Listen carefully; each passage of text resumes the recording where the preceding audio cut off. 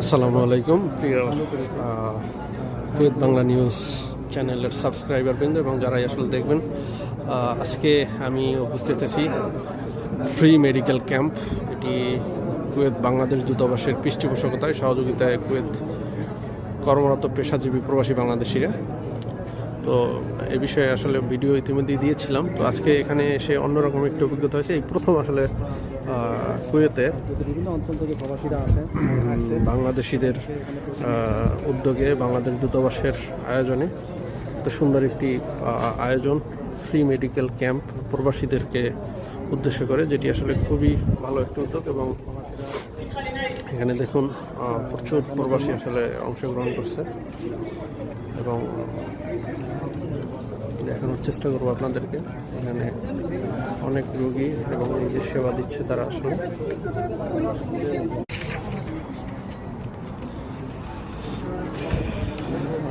Free medical ক্যাম্পের কার্যক্রম অনেক সকাল 8টা থেকে আসলে চলমান আছে এবং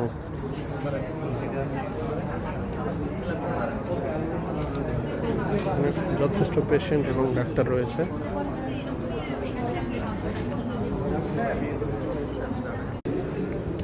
এখানে ঔষধ বিতরণ করা হচ্ছে।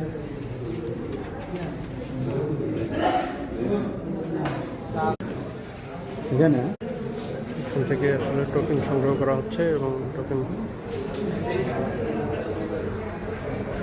আসলে এখানে প্রবাসীরা আসতেছেন, টোকেন নিচ্ছেন। তো খুবই ভালো একটি উদ্যোগ বাংলাদেশ দূতাবাসের।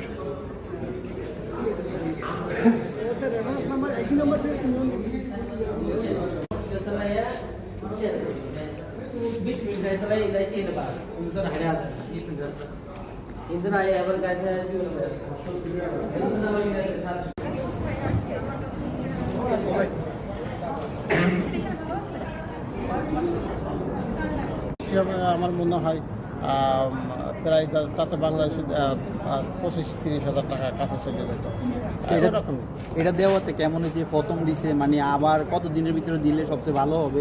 কারণ অনেকে জানে না, ঠিক আছে, এই যে মেডিকেল ক্যাম্পটা করছে অনেকে জানে না, তো তাদের উদ্দেশ্যেও কিছু বলেন। আর এই উদ্দেশ্যটা মানে কেমন হয়েছে, এটাও এই বিষয়ে একটু বলেন। যে আমার মনে হয় এই বিষয়টা যদি প্রতি মাসে মাসে একবার করা যদি নেওয়া সম্ভব হয়, অন্তত 2 মাস পর পর একটা করলে আমার মনে হয় খুব উপকার হবে। কেননা অনেকে আছে যে অসুস্থতা রাখেও ডিউটি করতে বাধ্য হয়, কারণ 16 ঘন্টা কেউ আসে, 12 ঘন্টা কেউ 8 ঘন্টা, এরকম ডিউটি করলে দেশে লং টাইম সে ভালো খাবেই নাকি ভালো ট্রিটমেন্ট করবে না তার দেশে টাকা পাঠাবে। অনেকে আছে 80 দিন সেই হিসেবে বাড়ির ট্রিটমেন্ট